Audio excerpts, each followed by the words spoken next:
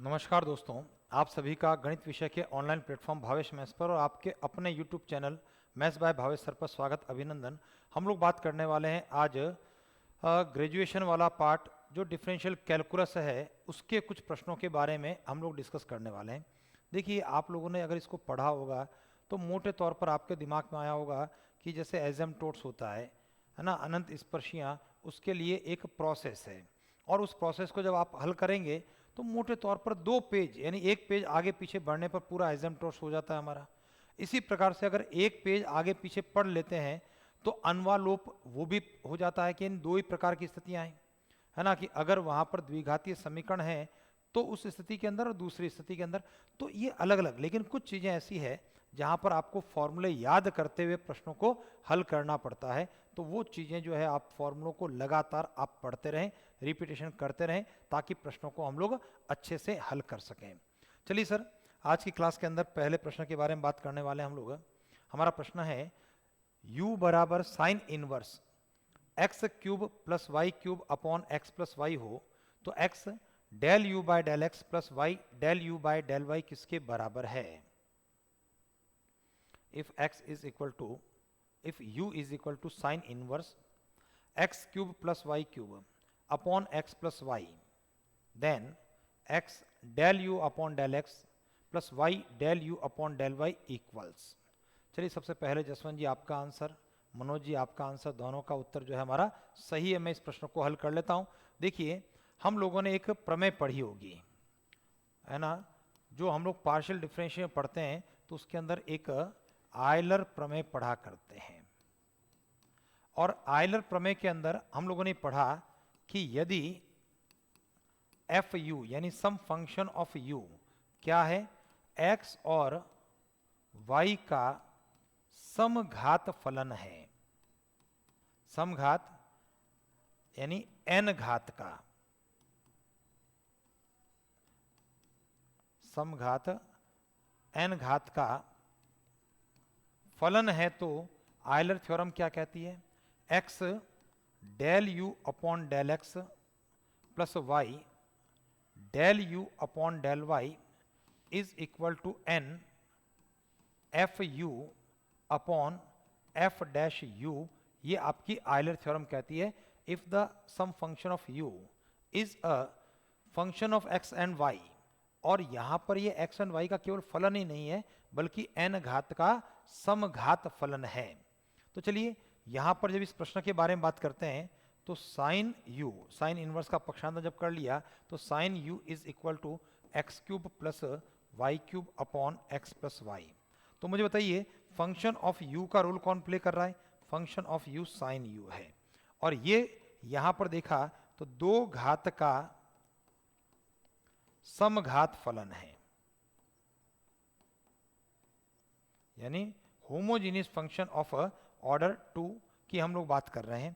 तो देखो, यहां से जो स्थिति बनने वाली है, x del u upon del x plus y del u upon del y is equal to n f u upon f dash u के रूप में अगर बात करता हूं तो n का मान दो घातों का फलन है।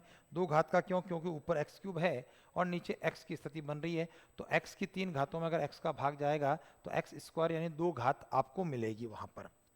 एफ यू आपका है साइन यू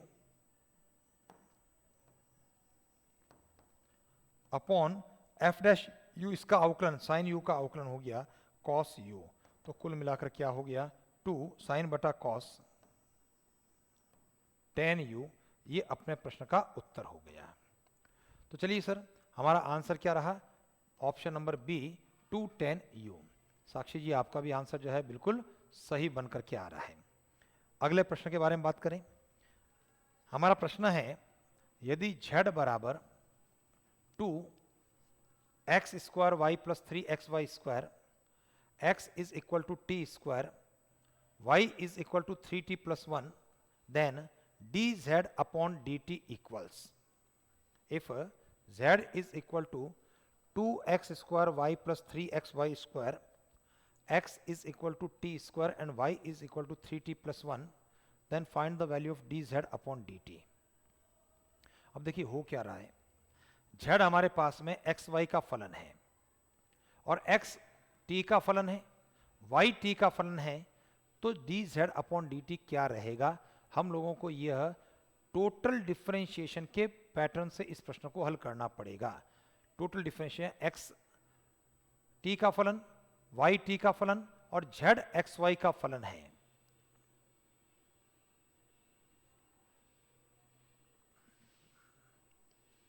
टोटल डिफरेंशिएशन के आधार पर आप इस प्रश्न को हल करें।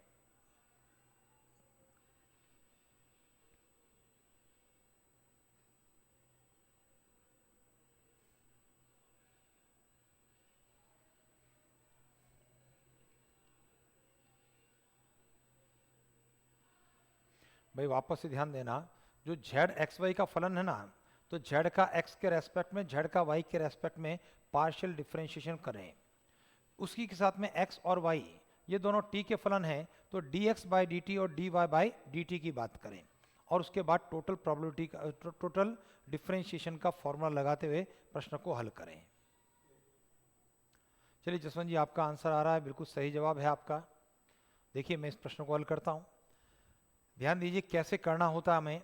z 2x square y plus 3xy square, ये xy का फलन है, x आपका t का फलन है t स्क्वायर, y आपका t का फलन है t 3t प्लस 1 के रूप में। तो यहां से मैं बात करूंगा del z upon del x के रेस्पेक्ट में पार्शियल डिफरेंशिएशन करने की बात करूंगा। प्रीति जी आपका आंसर गलत आ रहा है, दोबारा से चेक करना चाहिए आपको। Del z upon del x के रेस्पेक्ट में बात करूंगा, y कांस्टेंट हो गया, तो 4xy प्लस 3y स्क्वायर, और del z upon del y की बात करेंगे, y के रेस्पेक्ट में 2x स्क्वायर प्लस 6xy, ये दोनों तो हो गया पार्शियल डिफरेंशिएशन। और यहां पर चाहे पार्शियल करें या पूरा डिफरेंशिएशन करें, एक ही रिजल्ट बनने वाला है, dx बाई dt बराबर 2t के बराबर, और यहां पर dy बाई dt की बात करें तो यह 3 के बराबर रहेगा। अब मुझे बताइए टोटल डिफरेंशिएशन क्या होता है? टोटल डिफरेंशिएशन यहां पर dz बाई dt की जब बात करूंगा तो ये हो रहा है sir del z by del x। ध्यान देना, x के रेस्पेक्ट में पार्शियल डिफरेंशिएशन और उसके बाद dx by dt plus del z upon del y और dy अपॉन dt। हम इस टोटल डिफरेंशिएशन का फॉर्मूला लगाते हुए इसको हल कर रहे हैं, तो रिजल्ट क्या है? dz अपॉन dt बराबर del z upon del x 4xy plus 3 del z by del x, तो ये है ना 3y स्क्वायर, और dx बाई dt क्या हो रहा है? 2t plus del z by del y, तो del z by del y क्या हो रहा है? 2x स्क्वायर प्लस 6xy, और dy बाई dt 3। अभी यहाँ से x और y को भी हटाना है, t के रूप में रखना है। आपका प्रश्न xy का जो t का मान रखता है देता है वो रख दें आप यहाँ पर। तो रिजल्ट है 4 x के स्थान पर t स्क्वायर, y के स्थान पर 3t प्लस 1 प्लस 3 y के स्थान पर 3t प्लस 1 होल स्क्वायर गुणा हो रहा है 2t से। सिमिलरली 2x स्क्वायर का मतलब हो गया t स्क्वायर का स्क्वायर प्लस 6x के स्थान पर t स्क्वायर, y के स्थान पर 3t प्लस 1 और मल्टीप्लाई बाय 3। चलिए इसको प्रसार करना है, गुणा करना है और सिंप्लीफाई करते हुए अपना उत्तर देना। मनोज जी इसी बीच आपका उत्तर सही आ रहा है। चलो देखते हैं, ये रिजल्ट हो गया 4, इसका गुणा करके लिख लेता हूँ, 4 और 3 का गुणा 12t cube plus 4t square plus इसका प्रसार करने पर 9t स्क्वायर का 3 से गुणा, 9 तिया 27t स्क्वायर, 3 दूना 6 तिया 18t और प्लस में 3 और गुणा हो रहा है 2t से, प्लस यहां पर t की घात 4 है तो 2t की घात 4 इधर से। भाई एक बार प्रसार वापस से चेक करना चाहिए। 9t स्क्वायर का 3 से गुणा 27t स्क्वायर बिल्कुल ठीक है, 6t का 3 से गुणा 18t और 1 का 3 से बिल्कुल ठीक है सर यहाँ तक। दो टी की घात 4 हो गया, इनका गुणा करने पर 6 तिया 18 टी क्यूब और प्लस में 6 टी स्क्वायर और गुणा 3 से। चलिए सर मैं यहीं पर सीधा लिख देता हूँ। यहाँ पर सबसे पहले सबसे बड़ी घात टी की घात 4 का पद, जब मैं इसको देखता हूँ तो टी की घात 4 का पद कहाँ नजर आ रहा है? एक काम करते हैं, इसको स्क्रीन को थोड़ा सा छोटा कर लेते हैं हम लोग।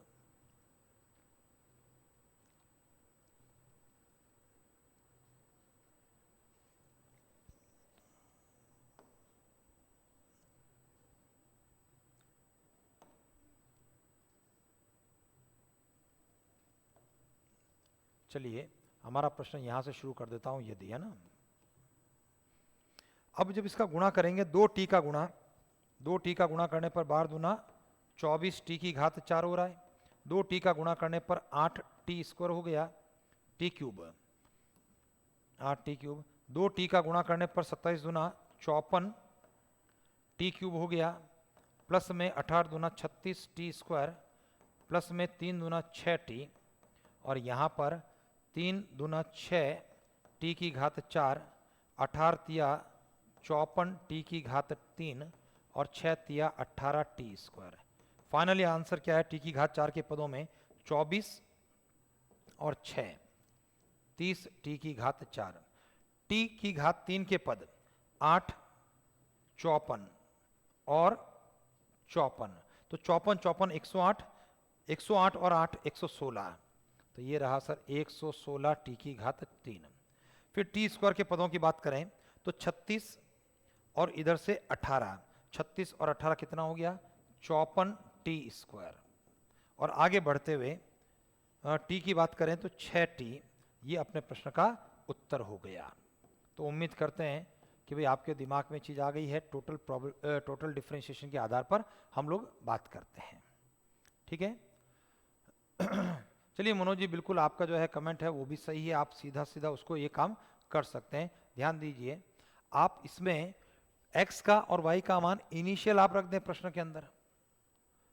भाई x और y के स्थान पर आप सीधे t का मान डायरेक्ट रख लें, और z अगर t के फलन में आ गया तो dz बाय dt भी हम लोग कर सकते हैं। चलिए नेक्स्ट क्वेश्चन के बारे में बात करें। हमारा प्रश्न है वक्र r is equal to a e to the power theta cot alpha की स्पर्श रेखा और ध्रुवांतर रेखा के मध्य कोण कितना है? Find the angle between tangent and polar line of curve r is equal to a e to the power theta cot alpha. चार option आपके पास में है।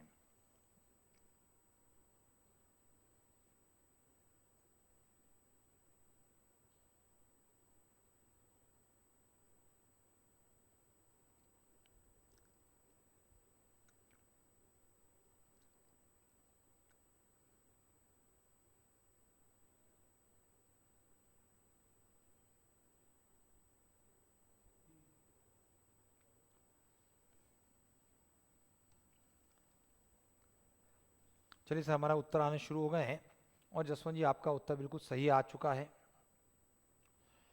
भाई हम लोगों ने जो डिस्कस किया है कि यहाँ पर किसके मध्य कोण है? स्पर्श रेखा और ध्रुवीय रेखा या ध्रुवांतर रेखा के मध्य कोण, और ये कोण होता है हमारा tan फाई के बराबर।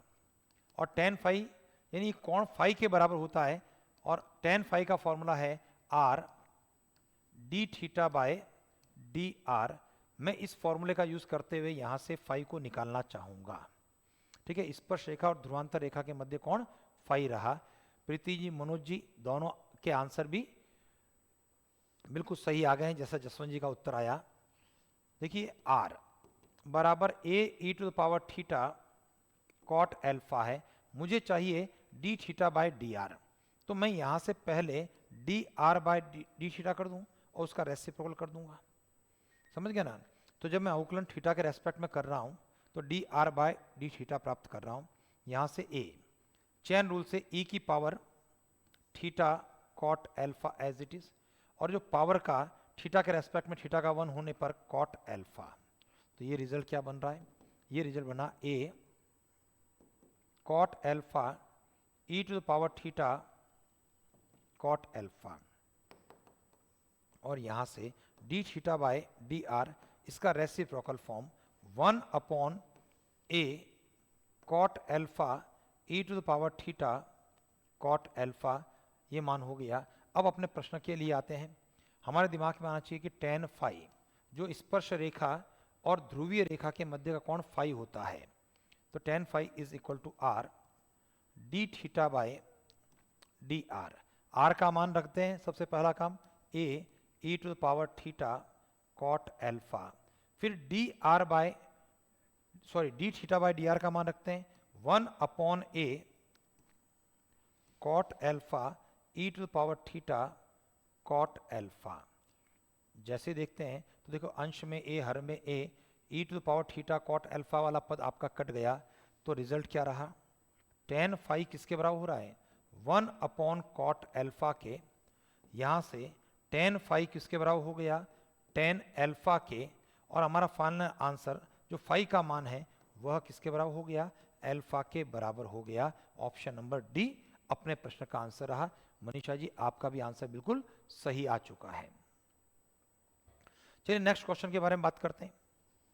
हमारा प्रश्न कह रहा है किसी वक्र जो function of x y is equal to 0 है के लिए x dy by d x minus y upon x plus y dy by d x किसके बराबर है? For any curve x dy by d x minus y upon x plus y dy by d x equals, the options are tan theta, tan phi, cot phi two tan phi.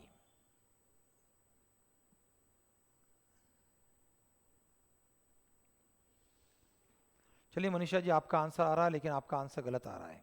एक बार वापस से checkout करें।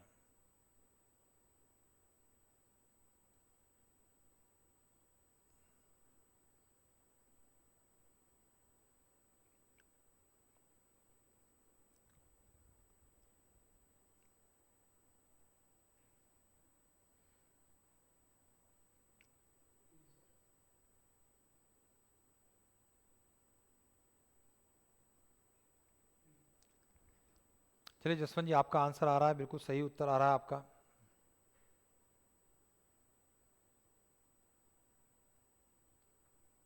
चलिए sir, मैं इस प्रश्न की बात कर लेता हूं।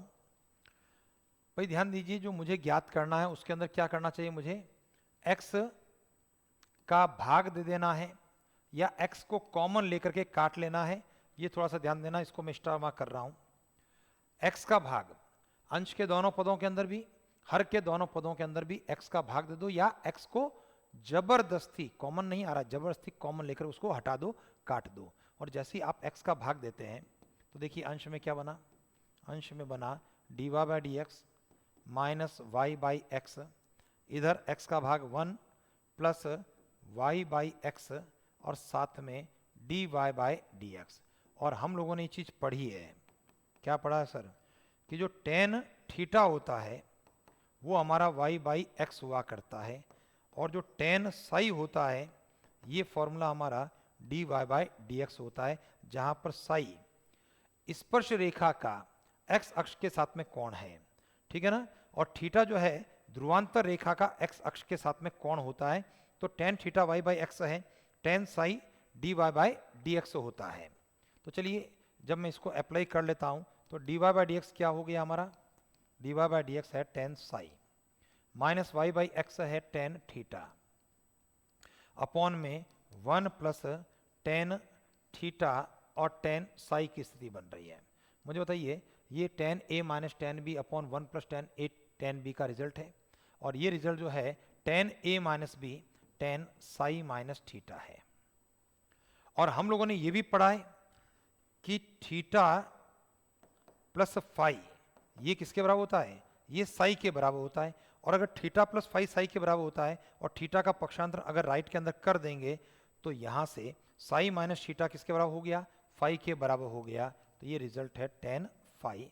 अपने प्रश्न का आंसर है ऑप्शन नंबर बी। क्लियर है सर? तो चलिए मनीषा जी, दूसरा कमेंट आपका सही आ रहा है। भाई हम लोगों ने तो एक तो ध्रुवांतर रेखा की बात की और एक हम लोगों ने स्पर्श रेखा की बात की। देखिए ज्योमेट्रिकली जो डायग्राम हम लोग बनाते हैं इसके लिए, तो जैसे ये कर्व हो गया, कर्व का ये बिंदु हो गया, यहाँ से ये आपका ध्रुवांतर रेखा और ये आपकी हो गई स्पर्श रेखा। ठीक है, ये है आपकी पोलर लाइन है, ध्रुवांतर रेखा, और ये बिंदु पर उस वक्र की क्या है, स्पर्श रेखा है। जो ध्रुवांतर रेखा इस x अक्ष के साथ में जो कोण बनाती है वह आपका थीटा है। जो स्पर्श रेखा x अक्ष की धनात्मक दिशा से कोण बनाती है वो आपका साई है, और जो स्पर्श रेखा और ध्रुवांतर रेखा के मध्य का कोण है वो फाई है। अगर ये फाई है तो ये फाई है, और इसके माध्यम से साई जो है थीटा प्लस फाई के बराबर होता है। टेन थीटा, ध्यान देना, tan theta y by x के बराबर होगा, tan psi dy by d x के बराबर होगा, और tan phi r d theta by d r के बराबर होता है, और थीटा प्लस फाई साई के बराबर होता है। चलिए नेक्स्ट क्वेश्चन के बारे में बात करते हैं। हमारा प्रश्न है वक्र 2a बटा r बराबर 1 माइनस कॉस थीटा का पदीय समीकरण है, यानी we have to find the pedal equation of curve, we have to find the pedal equation of curve 2a upon r is equal to 1 minus cos theta. और आपकी जानकारी के लिए कि जब पदीय समीकरण की बात होती है, पैडल इक्वेशन का मतलब है पूरी समीकरण को हमको कन्वर्ट कर देना है, सारे पदों को हमें p और r के पदों में रिप्रेजेंट कर देना है। चलिए मनोज जी, आपका आंसर बिल्कुल सही आ रहा है, बिल्कुल सही जवाब दे रहे हैं आप। तो पदीय समीकरण का मतलब है पूरे समीकरण को हमें कन्वर्ट करना है p और r के पदों में, वह आपकी पदीय समीकरण हो जाती है, पैडल इक्वेशन होती है। तो देखो यहाँ पर सारे के सारे ऑप्शन p और r के पदों के हैं।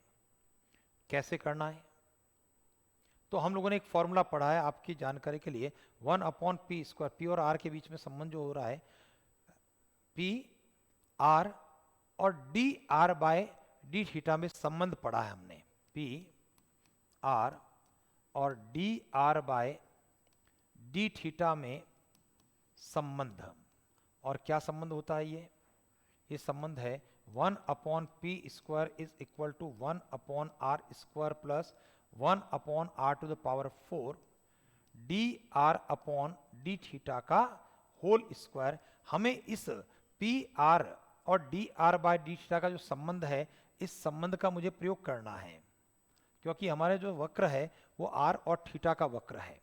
और जब इसको यूज करेंगे और उसके बाद हम अपना प्रश्न पी और आर के पदों में रिजल्ट को प्राप्त करेंगे, वह पैडल इक्वेशन है। एस के मौर्य जी, आपका आंसर बिल्कुल सही है। तो चलिए मैं इसको हल कर लेता हूं।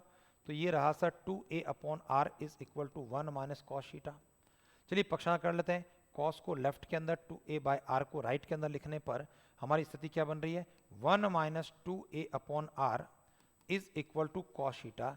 समझ रहे हैं आप भाई, 2a अपॉन आर 1 के साथ में चला गया, 1 माइनस 2a अपॉन आर और माइनस कॉस थीटा पॉजिटिव हो गया। चलिए मैं यहाँ पर चूंकि D are by D theta की बात करूंगा तो थीटा के सापेक्ष अवकलन की बात करता हूं। और जब थीटा के रेस्पेक्ट में आप अवकलन करते हैं तो 1 का अवकलन हो गया 0, माइनस में 2a कांस्टेंट रहा, 1 बाय आर का माइनस 1 अपॉन आर स्क्वायर और D are by D theta is equal to cos का माइनस साइन थीटा। चलिए माइनस माइनस का गुणा प्लस होते हुए 2a upon R square D are by D theta is equal to minus sine theta.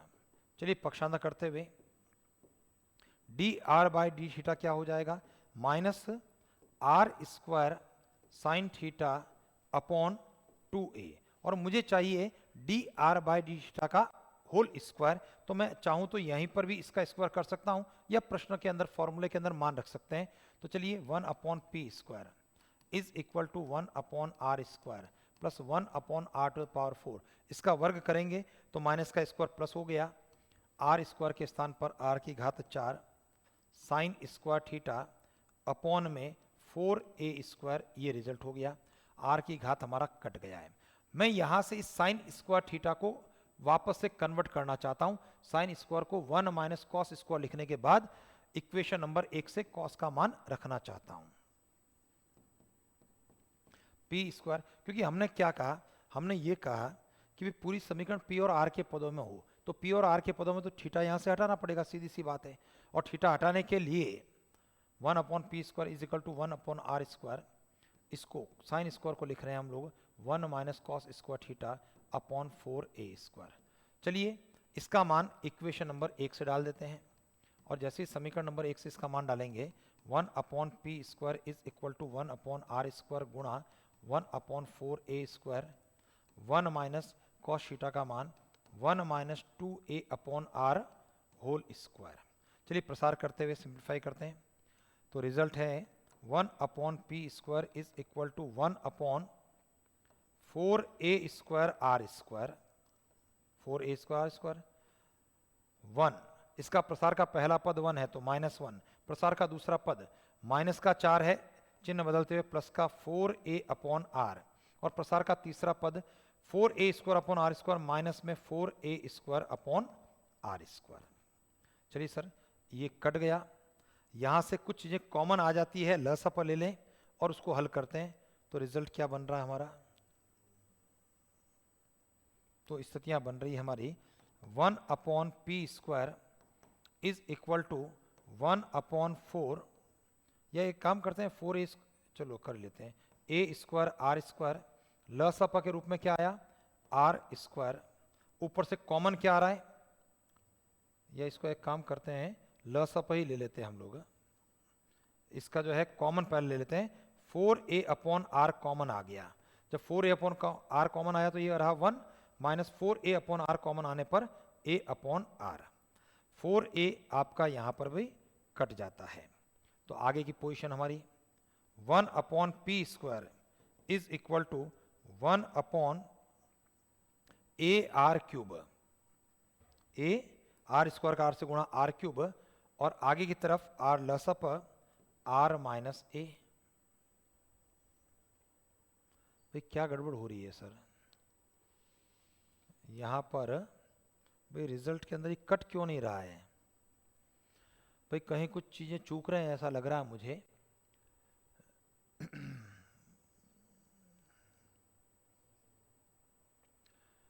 भाई कुछ चीजों के अंदर जब प्रसार करेंगे तो 1 प्लस माइनस, कुछ प्रसार में गलती हो रही है हमसे।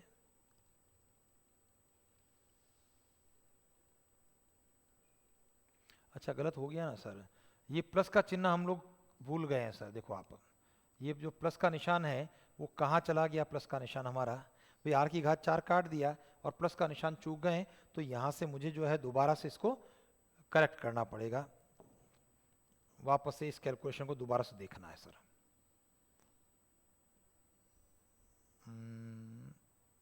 ये यहाँ से पूरा हटाना है, चलिए वापस से देखेंगे, तो 1/p² is equal to 1/r², और इसको मैं लिख रहा हूं 1/4a² साइन स्क्वायर को 1 माइनस cos² थीटा, इसका मान हम इक्वेशन नंबर 1 से डालते हैं, और जैसे इक्वेशन नंबर 1 से डालते हैं 1/p² is equal to 1/r² plus 1/4a², यहाँ पर 1 minus 1 minus 2a/r whole square. चलिए इसका प्रसार कर लेते हैं, सिंप्लीफाई करते हैं, तो 1/p² is equal to 1/r² plus 1/4a²। चलिए 1 पहला पद 1 है तो -1, दूसरा पद -4a/r है जो कि प्लस का 4a/r हो जाएगा, और तीसरा पद प्लस का है जो माइनस का 4a²/r² हो जाएगा। 1 1 कट गया, चलिए इसको जो हम गुणा कर देते हैं, गुणा करने पर 1/p² is equal to 1/r², इसका गुणा करेंगे तो 4a कट गया तो बच क्या गया 1/4a कटा तो ar बच गया, इधर 4a² से 4² कट गया तो माइनस का 1/r² हो गया, तो प्लस का 1/r² माइनस का 1/r² कट गया, तो पोजीशन बनती है हमारी 1/p² is equal to 1/ar, तो p² किसके बराबर हो गया, ar के बराबर हो गया। ये हमारी पैरेलल इक्वेशन हो गई, इक्वेशन नंबर सी हो गया, ऑप्शन नंबर सी। ठीक है जी, तो चलिए वापस से प्रीति जी आपका भी आंसर सही है। पदीय समीकरण का मतलब है पूरी समीकरण को p और r के पदों में कन्वर्ट करना है। जब आपकी समीकरण r और थीटा के पदों में है तो ऐसी स्थिति के अंदर हमें p आर और D R by D theta के बीच में जो संबंध है 1/p² is equal to 1/r² plus 1/r⁴ D R by D theta whole square का प्रयोग करना होगा। चलिए नेक्स्ट क्वेश्चन।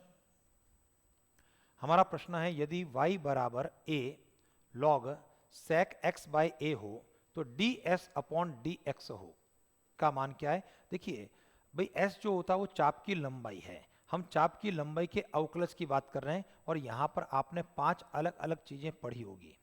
ds/dx पढ़ा होगा, ds/dy पढ़ा होगा, ds/d थीटा पढ़ा होगा, ds/d r पढ़ा होगा, ds/d साई पढ़ा होगा और ds/dt भी पढ़ा होगा।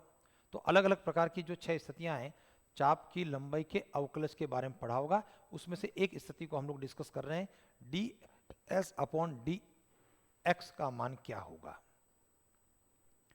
y is equal to a log of sec x/a, then find the value of ds/dx।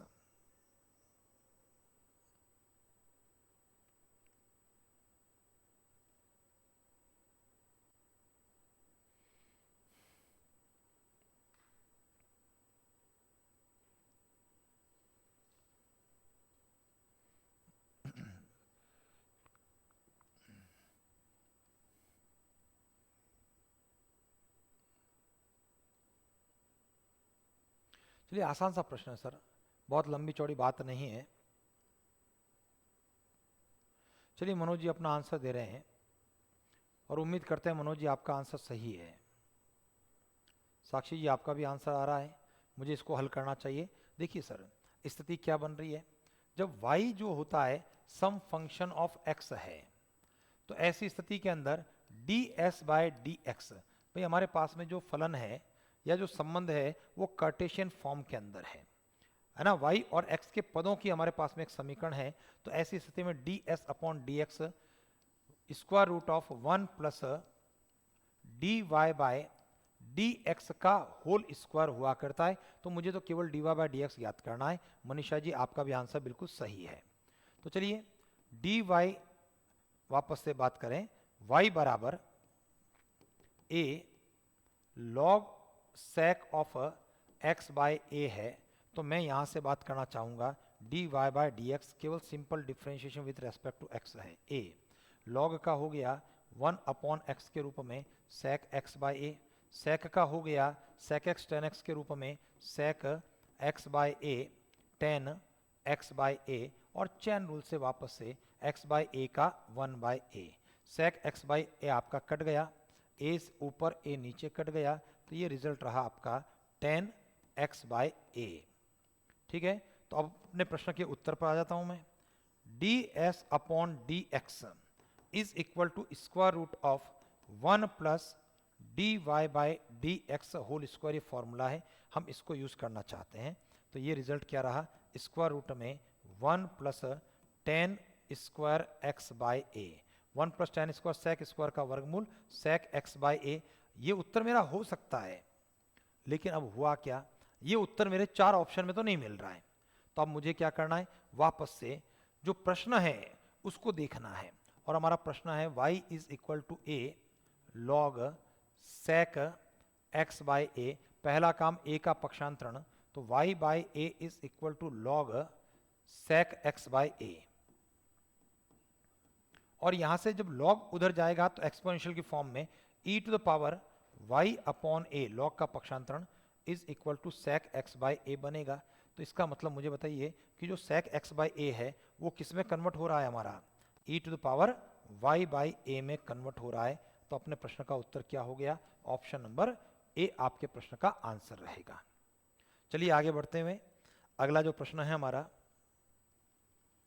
प्रश्न वक्र s is equal to 4a sine 1/3 psi minus pi by 2 हो तो S square plus 9 rho square किसके बराबर है। और यहां पर देखिए जो संकेत हैं उनके जो अर्थ वही हैं जो रेगुलर मीनिंग आपके हुआ करते हैं, जैसे यहां पर रो, और रो का मतलब किससे होता है, वक्रता त्रिज्या से होता है। ठीक है, रेडियस ऑफ कर्वेचर की बात होती है, वक्रता त्रिज्या रो है। और आपने रो का मान ज्ञात करने के लिए भी अलग अलग 5 फॉर्मूले पढ़े होंगे। चलिए प्रीति जी, आपका आंसर आ रहा, बहुत बढ़िया लग रहा है, आपका बिल्कुल सही जवाब आ रहा है।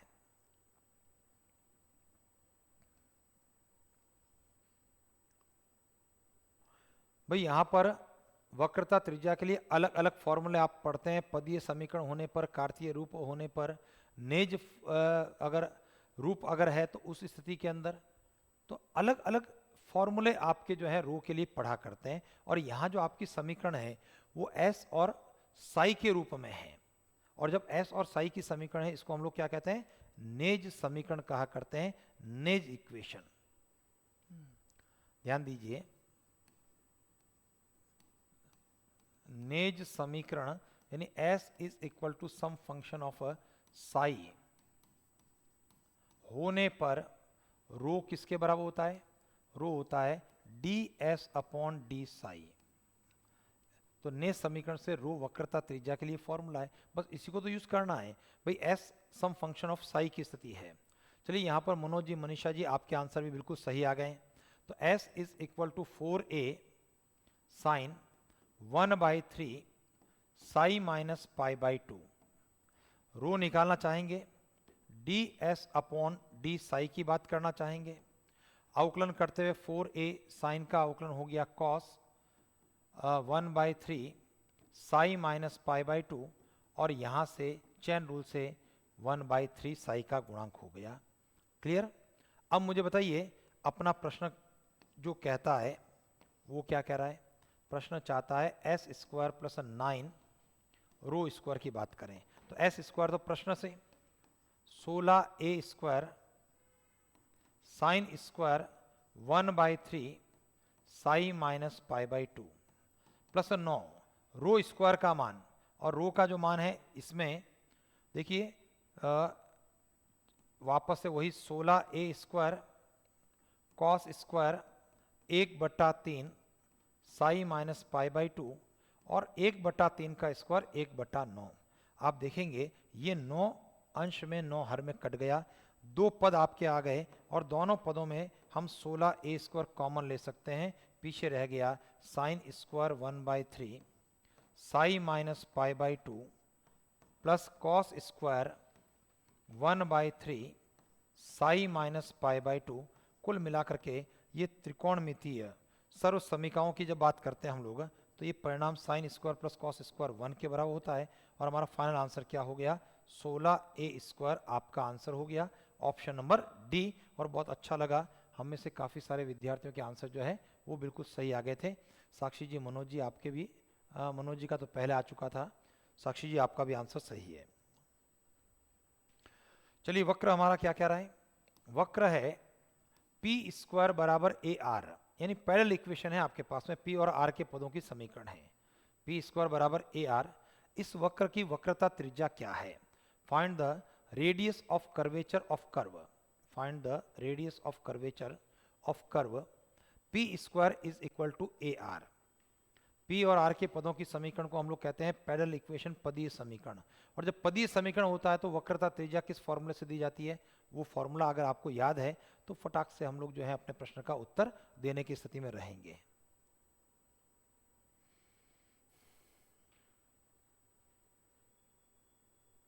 एक काम करो सर, फॉर्मूले सारे एक पेज पर लिख लो आप, है ना।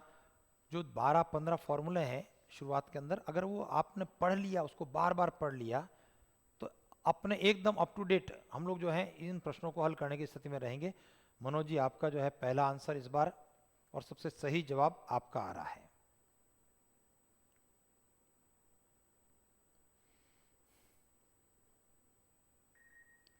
चलिए मैं इसको हल कर लेता हूं। देखिए हमारे पास में P और R के पदों की समीकरण है, यानी पदीय समीकरण होने पर वक्रता त्रिज्या रो किसके बराबर होती है, वक्रता त्रिज्या रो हो जाएगी अपने R dr बाय dp के बराबर हो जाएगी। बस कुल मिला के मुझे यही तो काम करना है, मुझे dr बाय dp का मान निकालना है, r से गुणा करना है, और मेरे प्रश्न का उत्तर मुझे प्राप्त करना है। मनीषा जी आपका भी आंसर बिल्कुल सही इसी बीच आ गया। तो देखो पी स्क्वायर बराबर ए आर, मैं चाह रहा हूं D R by D P करना, तो पी के सापेक्ष अवकलन करने की बात कर रहा हूं। पी के सापेक्ष अवकलन, तो पी स्क्वायर का हो गया 2p, ए आर का हो गया D R by D P. तो यहां से देखिए कितना आसान सा प्रश्न है, D R by D P क्या हो गया 2p बाई ए के बराबर हो गया। अब वक्रता त्रिज्या रो के बारे में, are D R by D P की बात करें, आर को आर का मान रख लेते हैं, चलो आर का मान अपने प्रश्न से, और आर किसके बराबर हो गया, इस आर का मान चाह रहा हूं, पी स्क्वायर बाई ए प्रश्न में आ रहा है, और D R by D P क्या है 2p बाई ए। तो रिजल्ट क्या रहा 2p क्यूब अपॉन ए स्क्वायर, ये अपने प्रश्न का आंसर हो गया। तो पदीय समीकरण होने की स्थिति में वक्रता त्रिज्या rho R D are by D P के बराबर होती है। अभी केवल ये 2 कंडीशन नहीं है, और भी इस प्रकार की 3 से 4 कंडीशन आपने पढ़ी है। चलिए अगला प्रश्न, वक्र है आर बराबर ए कॉस थीटा के ध्रुव से गुजरने वाली वक्रता जीवा की लंबाई क्या है। फाइंड द लेंथ ऑफ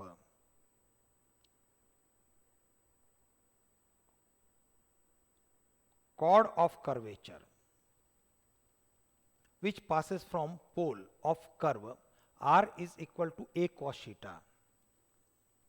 देखिए अच्छा सवाल है, लंबा सवाल है ना, आपको जो है एक से अधिक कॉन्सेप्ट इसमें यूज करने पड़ेंगे।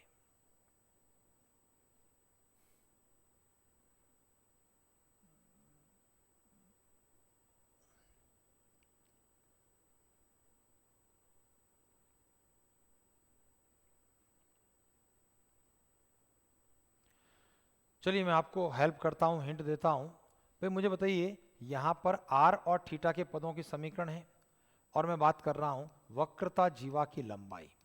वक्रता जीवा की लंबाई 2 रो साइन फाई है। अब ध्यान दीजिए, दोनों ही चीजें मेरे पास में नहीं है। मैंने आपको कहा था एक से अधिक कॉन्सेप्ट यूज करने पड़ सकते हैं, 3 कॉन्सेप्ट आपको यूज करने पड़ेंगे। देखो पहली चीज, वक्रता जीवा की लंबाई का फॉर्मूला पता हो, और वक्रता जीवा की लंबाई का फॉर्मूला है 2 रो साइन फाई के बराबर है, नंबर 1। नंबर दूसरी बात, यहां पर दूसरा कॉन्सेप्ट रो के लिए बात करनी पड़ेगी। भाई रो को ज्ञात करना है जब आर और थीटा वक्रता त्रिज्या की बात। देखिए 2 स्थितियों में वक्रता त्रिज्या हम लोगों ने पढ़ी अभी। देखिए कहां कहां पढ़ी अभी, जस्ट देखो एक स्थिति जब वक्रता त्रिज्या आपकी नेज समीकरण थी, दूसरी स्थिति में वक्रता त्रिज्या का फॉर्मूला जब आपकी पैरेलल इक्वेशन थी।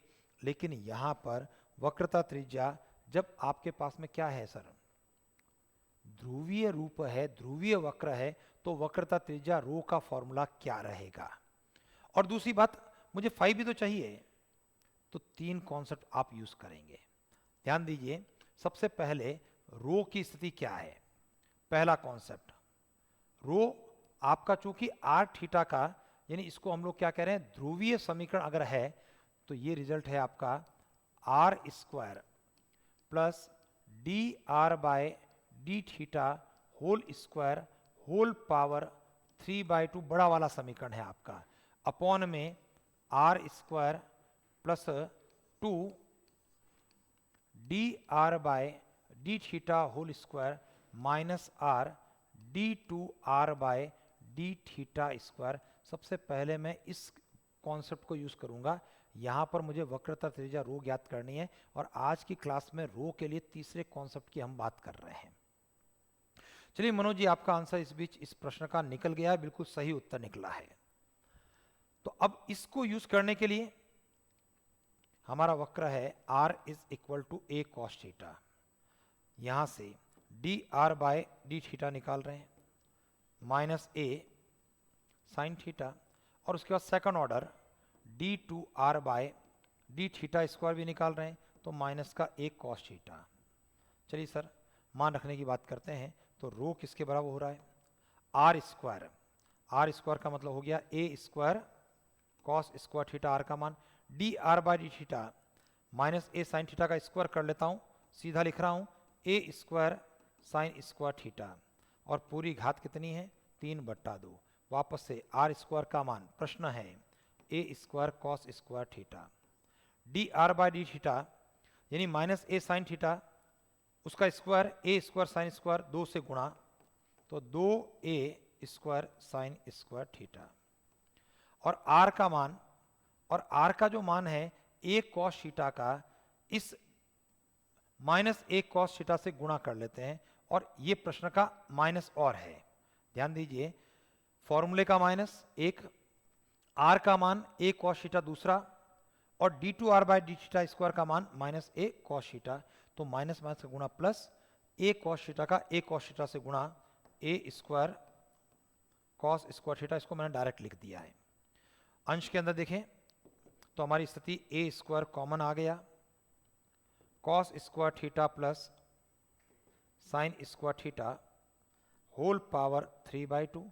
नीचे की ओर आप देख रहे हैं 2a स्क्वायर साइन स्क्वायर है, और a स्क्वायर कॉस स्क्वायर पहला पद, a स्क्वायर कॉस स्क्वायर तीसरा पद, तो 2a स्क्वायर कॉस स्क्वायर भी हो गया। तो हर के अंदर 2a स्क्वायर कॉमन ले लेता हूं, तो पीछे रह गया cos square theta plus sine square theta.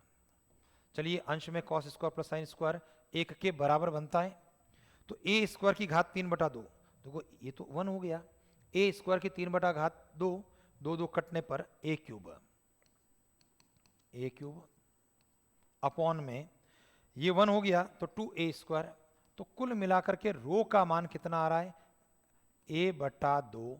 ये पहला कॉन्सेप्ट है जो रो आपने निकाला है, वक्रता त्रिज्या, जो तीसरी स्थिति के अंदर जब आपका ध्रुवीय वक्र है आर थीटा के पदों का वक्र है। चलिए आगे बढ़ते हैं। अब दूसरा काम फाई चाहिए, और फाई के लिए हमारा पास formula tan phi is equal to R D theta by D R है। चलो इसको अप्लाई करते हैं। tan फाई आर हो गया a cos थीटा, और D theta by d R by D theta का रेसिप्रोकल -1/a साइन थीटा, ठीक है, a से a कट जाएगा, तो कुल मिलाकर के tan फाई किसके बराबर हो रहा है माइनस का cot फाई। मैं इसको लिखना चाहूंगा tan phi is equal to tan π/2 plus phi, ऐसा कर सकते ना भाई। देखो tan π/2 प्लस फाई है, कॉट को हमने बदला है, तो ये π/2 प्लस दूसरा चरण है, दूसरे में tan नेगेटिव है, π/2 से ये कॉट में कन्वर्ट हो जाएगा। तो बताइए फाई किसके बराबर हो गया, फाई बराबर हो गया π/2 माइनस थीटा के बराबर। यहां पर ये फाई नहीं है, ये चलिए, तो इधर जो है कॉस बटा साइन थीटा था ये, और यहां पर भी थीटा था, और ये π/2 माइनस tan हट गया ना, तो π/2 प्लस थीटा। तो उम्मीद करता हूं दिमाग में चीज आ गई। अब जब ये दोनों कॉन्सेप्ट आपके क्लियर हो गए, रो भी निकल गया, फाई भी निकल गया, अब जाकर के मैं यहां पर वक्रता जीवा की लंबाई की बात करूंगा। वक्रता जीवा की लंबाई, और ध्यान देना ये वो वक्रता जीवा है जो ध्रुव से गुजरती है, जो ध्रुव से गुजरती है उसकी लंबाई जो है वो है 2 रो साइन फाई के बराबर है। मान रखते हुए 2 रो का मान है a/2 साइन, और फाई का मान क्या है π/2 प्लस थीटा। 2 से 2 कट गया हमारा, और रिजल्ट रहा a साइन π/2, दूसरा चरण पॉजिटिव, π/2 का बदल गया, a cos थीटा। अपना आंसर ऑप्शन नंबर सी आपके प्रश्न का उत्तर रहा। चलिए आगे बढ़ते हैं, और इस प्रश्न का उत्तर मनोज जी केवल आपका अकेले का ये प्राप्त हुआ था। बढ़ते हैं, अगला जो प्रश्न है, वक्र x square minus 3x plus 2 गुणा x plus Y minus 2 plus 1 बराबर 0 की y अक्ष के समांतर अनंत स्पर्शी क्या है? ये आपकी परीक्षा में पूछा गया प्रश्न है। y अक्ष के समांतर अनंत स्पर्शी का मतलब क्या है? y की सबसे बड़ी घात वाला पद का गुणांक अगर x के पद में है तो ही y अक्ष के समांतर अनंत स्पर्शी मुझे प्राप्त होगी।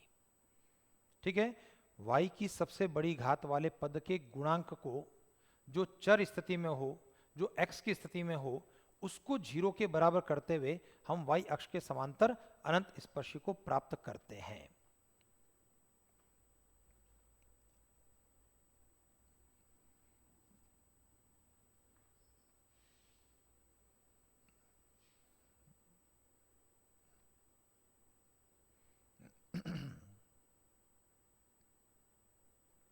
भाई आसान सा प्रश्न है, आपके परीक्षा का प्रश्न है, सरल सा है और केवल एक ही स्थिति की बात कर रहा है।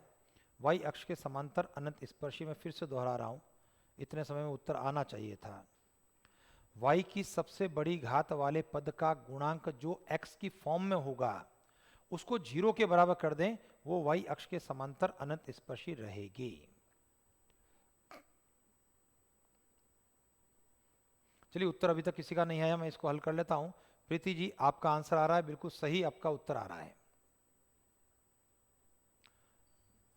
देखिए, y की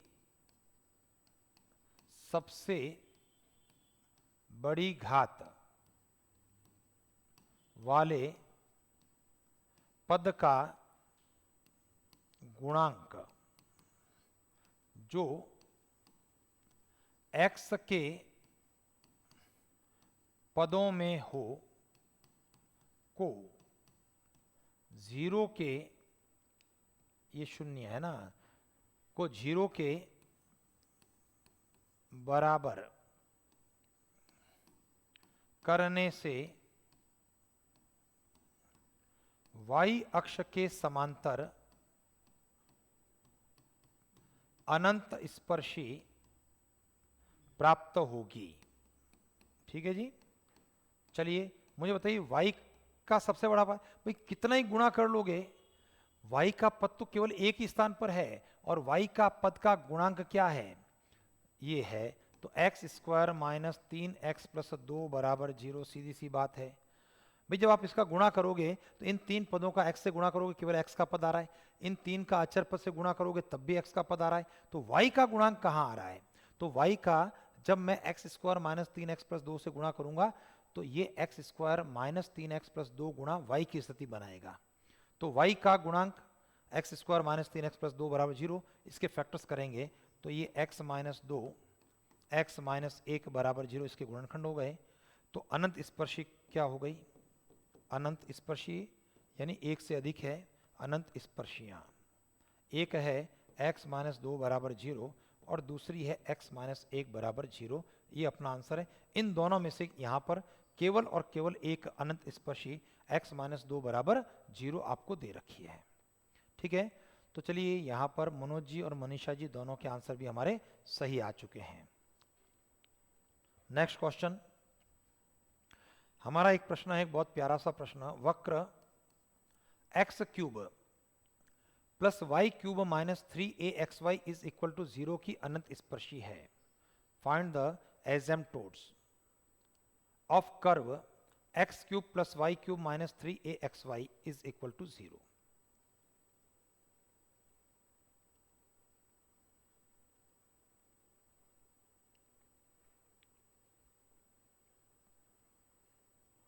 भाई यहां पर देखें, x की सबसे बड़ी घात वाला पद x क्यूब है और उसका गुणांक 1 नंबरिकल है, तो x अक्ष के समांतर कोई अनंत स्पर्शी नहीं है।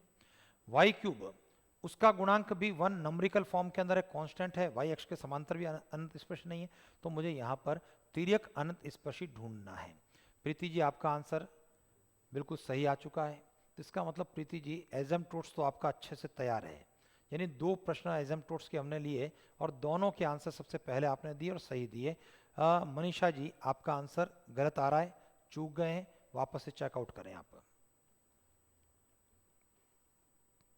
चलिए मनीषा जी, दूसरा कमेंट, बिल्कुल इस बार आपका उत्तर सही आ रहा है। ध्यान दीजिए, प्रश्न में वक्र की x तथा y अक्ष के समांतर अनंत स्पर्शी नहीं है। बात समझ में आ रही है, नहीं आ रही है? कारण क्या है कि x क्यूब का गुणांक जो है वो y के पद में नहीं है, y क्यूब का जो पड़ोसी है वो x के पद में नहीं है। जब तक x की बड़ी घात का पद उसके साथ में y नहीं हो, नहीं अनंत स्पर्शी होगी। और इसी प्रकार से y की सबसे बड़ी घात के पद के साथ में x गुणा में नहीं होगा तो हम y अक्ष के समांतर भी अनंत स्पर्शी की बात नहीं कर सकते।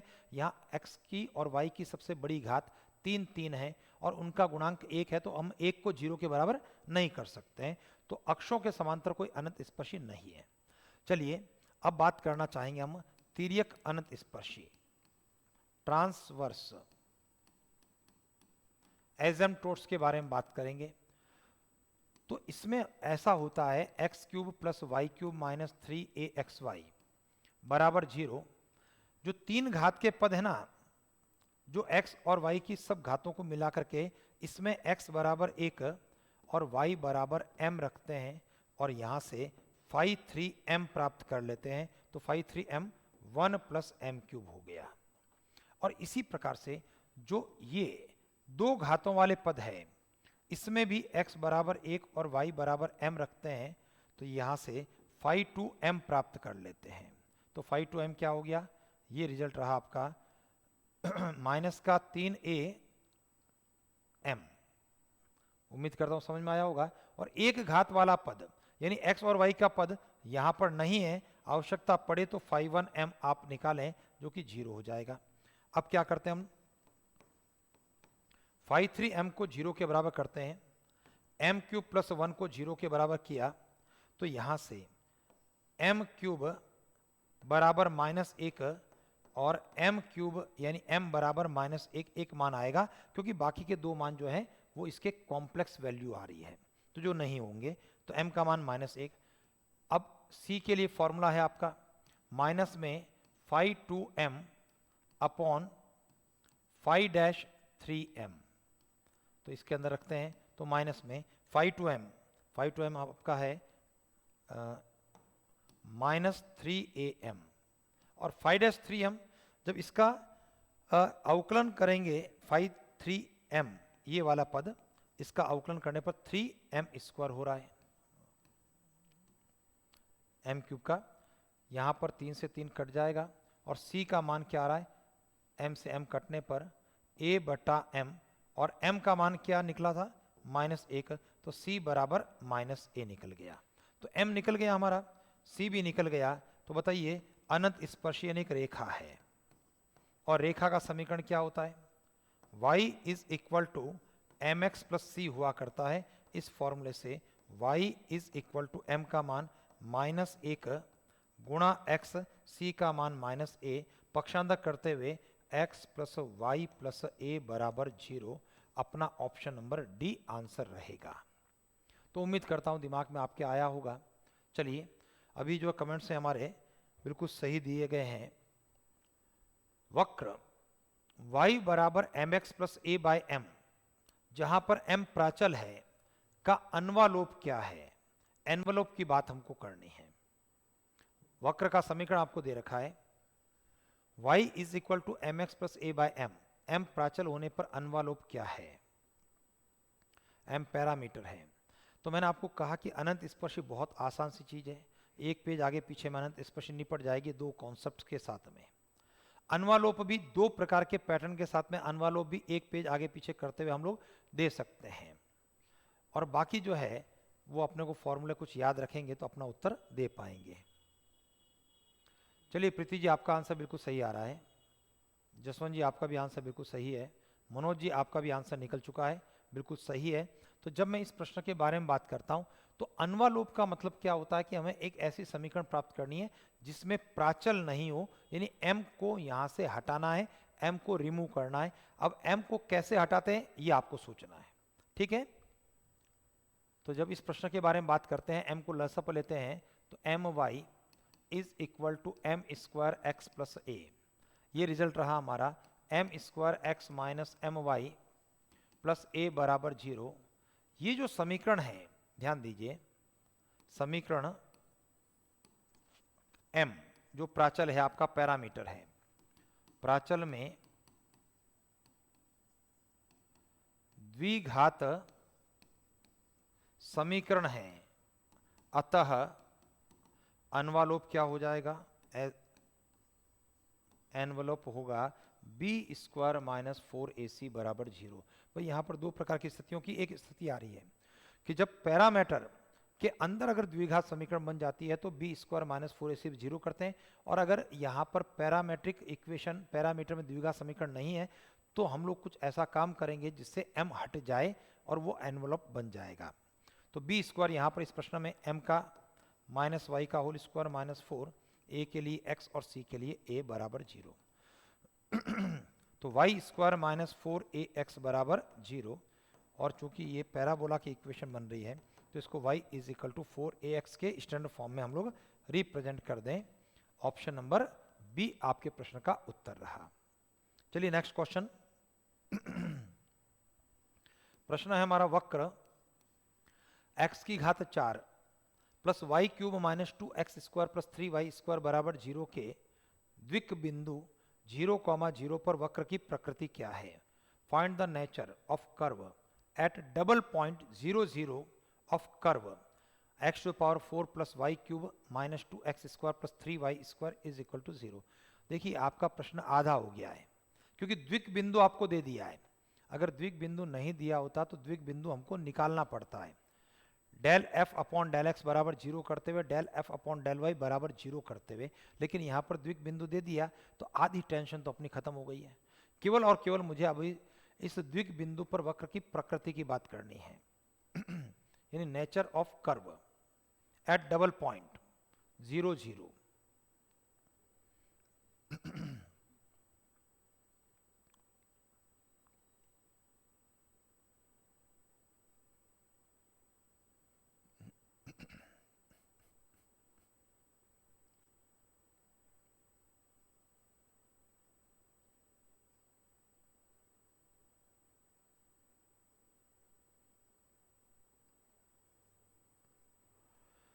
चलिए मनोज जी, आपका आंसर यहां पर आ रहा है लेकिन आपका उत्तर गलत आ रहा है मनोज जी।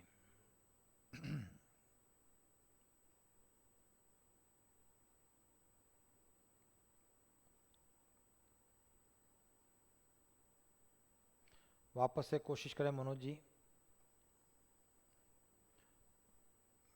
चलिए साक्षी जी, आपका आंसर बिल्कुल सही आ गया इस प्रश्न के लिए।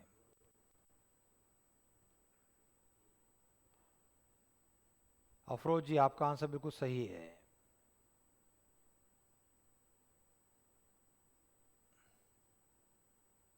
चलिए मनोज जी, दूसरा कमेंट आपका सही आ गया। तो मनोज जी अफरोज जी दोनों के आंसर बिल्कुल सही आ चुके हैं। अब मैं इसको हल कर लेता हूं। देखिए सर, हमारे पास में जो प्रश्न होता है उसमें 3 स्थितियां हुआ करती है। मैं पहले उन स्थितियों की बात करता हूं और उसके बाद प्रश्न को हल करने की बात करता हूं। देखिए हम बात करते हैं del square F upon del X del Y, इसका होल स्क्वायर अगर ग्रेटर देन है, बड़ा है, del 2f upon del X square गुणा del 2f upon del Y square, तो क्या होता है? पहली स्थिति प्रकृति कैसी रहेगी? नोड रहेगी। क्लियर है सर?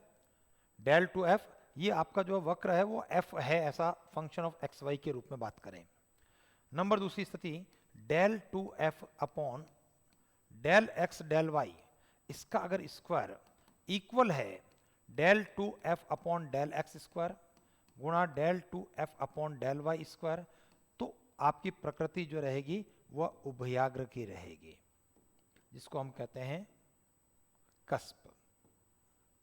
और तीसरी स्थिति जो होती है हमारी del 2f upon del X del Y whole square अगर लेस देन है del 2f upon del X square गुणा del 2f upon del Y square, तो ऐसी स्थिति के अंदर ये क्या रहेगी?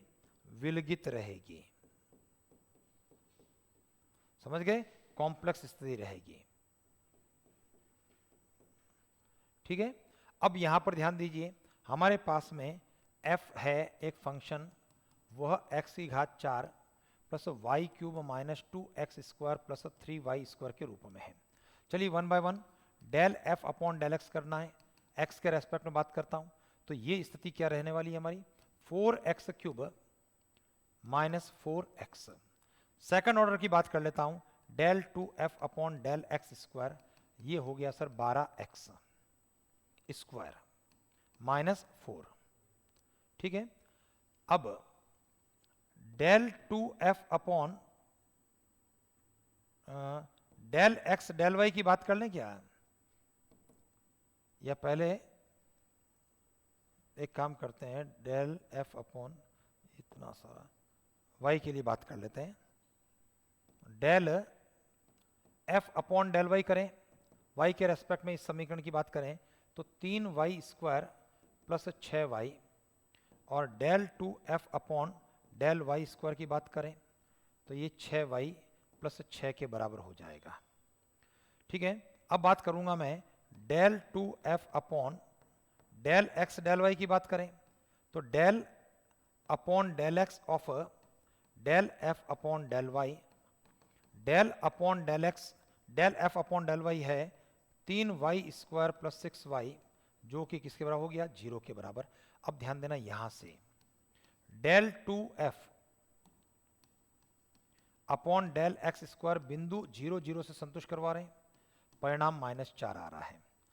इसका मान जब सेटिस्फाई करवा रहे हैं del 2f upon del y square 0 0 के ऊपर, परिणाम हमारा 6 आ रहा है, और ये ऑलरेडी आपका 0 आ चुका है क्योंकि x के रेस्पेक्ट में कुछ बचा ही नहीं, x का पद नहीं है।